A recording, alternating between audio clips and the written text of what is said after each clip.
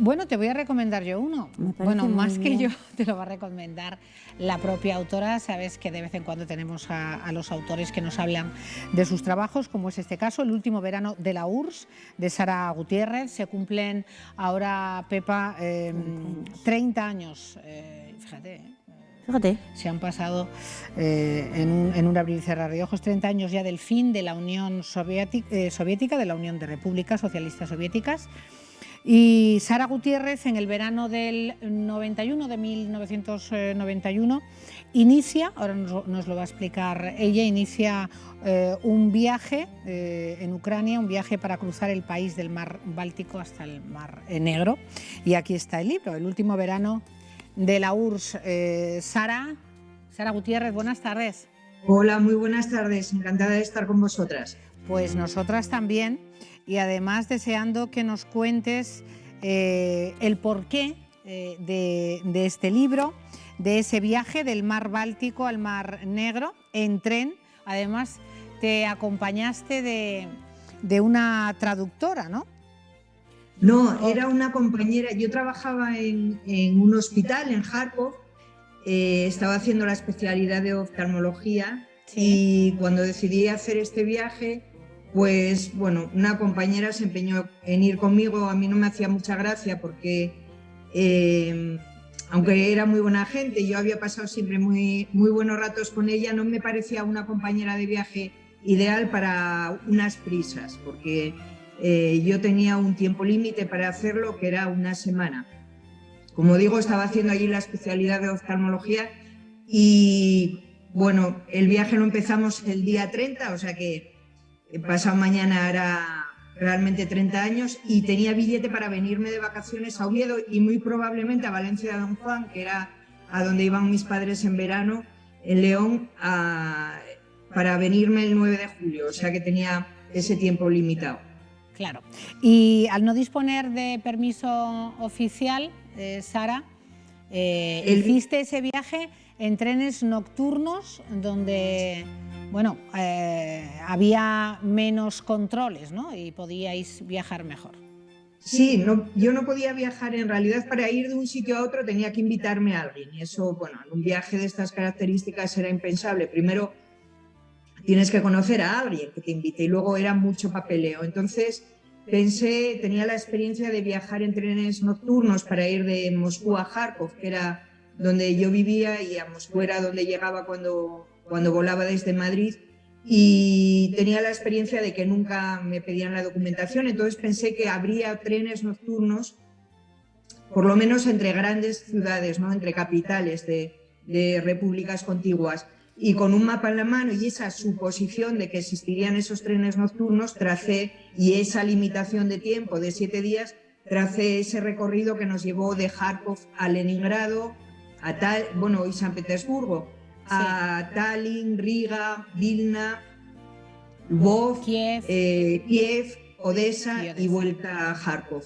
Los trenes nocturnos, además de permitirnos avanzar muchos kilómetros, porque eran muchas horas de viaje, 6 u 8 horas de viaje, y darnos el alojamiento, que no podía reservar habitación en un hotel por estas limitaciones de necesitar permisos para viajar, nos permitieron encontrarnos con muchísima gente, entablar conversaciones, establecer buenas relaciones, conocer más cosas del país que seguramente si hubiéramos ido volando y después durmiendo en un hotel. Y ese recorrido en tren de 7 ciudades, de 5 repúblicas, donde los emblemas, ¿no? Las estrellas rojas, vemos la hoz, el martillo, también comenzaban tímidamente, entiendo, Sara, a convivir con las hamburguesas de los McDonald's.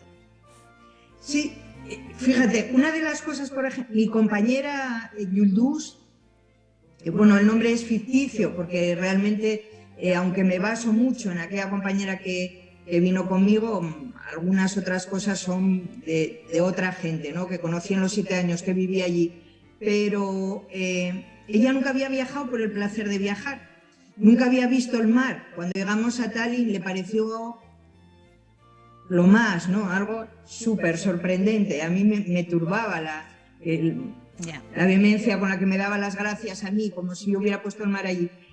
Y una de las grandísimas sorpresas para ella del viaje fueron las pizzas que nos encontramos en Tallinn. Pizzas que servían en cajas, como aquí cuando nos las traen a casa. Sí. Se quería llevar las cajas para enseñarlas a los compañeros. Hasta ahí llegaba la novedad de, pues eso, de las pizzas, las hamburguesas. Yo llevaba bragas de papel porque llevaban, bueno, lo mínimo de lo mínimo conmigo.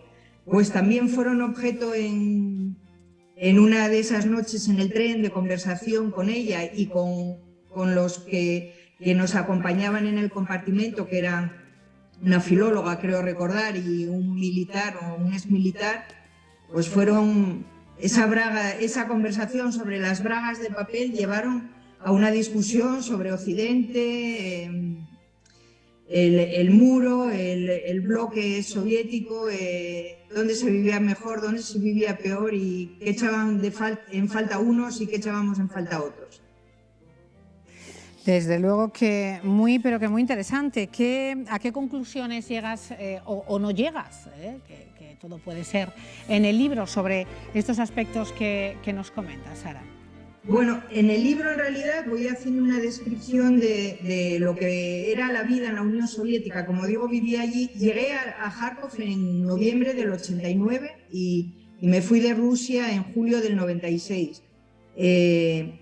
Aunque uso la estructura por el día visitamos la ciudad en la que estamos, esas ciudades que os comenté, y por la noche los encuentros en el tren, lógicamente voy contando mucho de experiencias que tuve en el hospital donde trabajaba, o luego me cambié de Kharkov a Moscú porque tenía miedo que hubiera una guerra, las barricadas que vimos en Riga, las manifestaciones en las que nos vimos, una manifestación independentista en la que nos vimos envueltas en Kiev.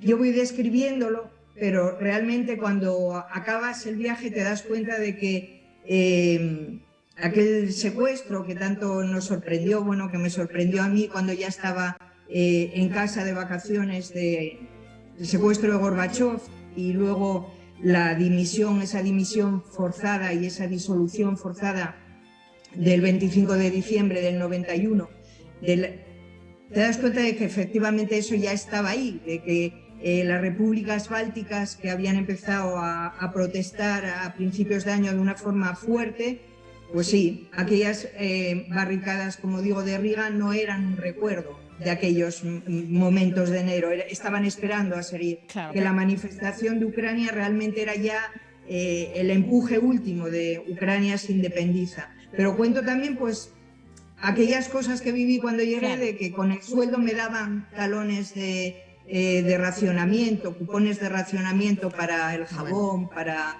Lo que ha cambiado para el tabaco. En estos 30 años, Sara, el cambio... Yo volví en el 2007 y en el 2018 y realmente, bueno, poco o nada tienen que ver aquellos territorios ya con la Unión Soviética que vivimos sin saber que era el último verano de la URSS en ese viaje de una forma bastante y importante.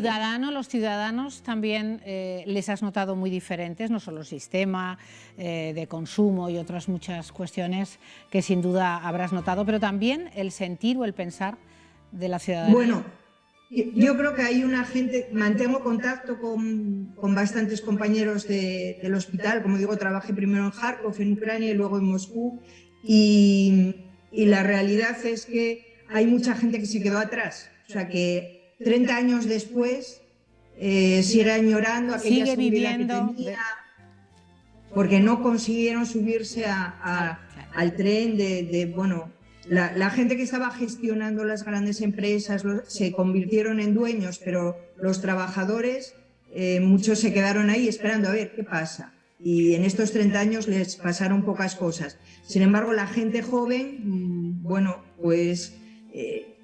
se ha sabido adaptar. Pasa un poco, yo pienso, pasa un poco como nosotros y el franquismo, ¿no? Que la gente joven ya casi ni se cree que eso haya existido. Bueno, es que... Sin embargo, los que vimos a nuestras madres pedir permiso a nuestros padres para abrir una cuenta corriente, sabemos un poco lo que fue. Pues esto pasa un poco allí. Claro, pero lo lamentable es que esos jóvenes, como dices, es que no es que no lo recuerden porque no tienen por qué recordarlo, pero sí saberlo porque es historia y yo creo que esas cuestiones, en fin, no deben de dejar de estar presentes en el día de hoy. Sara, no sé si Pepa, nuestra colaboradora en literatura, quiere comentarte algo antes de despedirnos. Pues, Sara, que me encanta las ilustraciones, cómo habéis conjugado la fuerza que tienen esas ilustraciones, que tú miras la ilustración y ves ese sufrimiento, esa fuerza, o sea, lo que tú has vivido allí. Me parece un trabajo, pero fantástico, Sara. Enhorabuena, porque nos transmite muchísimo esas ilustraciones. Sí. Las ilustraciones son de Pedro Arjona y son realmente fantásticas. Dan una dimensión al texto, al libro, es que muy superior a lo que podría ser el texto solo. Sí, muchísima fuerza dan, la verdad. Y la edición de Reina de Cordelia es muy buena, es que es una editorial, es exquisita. Es verdad. ¿Las has visto las ilustraciones? Una experta, sí, las estaba, magníficas. Ya las había visto antes, las estaba echando un vistazo de nuevo, fantásticas. Estas fotos que estáis poniendo del principio, como digo, bueno, yo no llevaba un diario, o sea que uso la estructura del viaje, pero hay mucho de todo lo que viví allí. Entonces, para dar un poco de contexto, en esa parte primera contamos un poco la historia de qué hacía yo allí, porque claro, lo primero que tú me preguntaste, ¿no? ¿Y qué hacías allí? Bueno, pues eso, me había ido a hacer la especialidad y para mí este viaje era un viaje turístico más que se convirtió realmente en una experiencia extraordinaria. Pues Sara, aquí está, por el momento y por la compañía. Aquí está ese trabajo, el último verano de la URSS, Sara Gutiérrez. Un abrazo enorme, gracias por haber entrado en directo y por habernos invitado a viajar nosotros a través de tu propia experiencia en tren. Gracias. Muchísimas gracias a vosotros, un placer.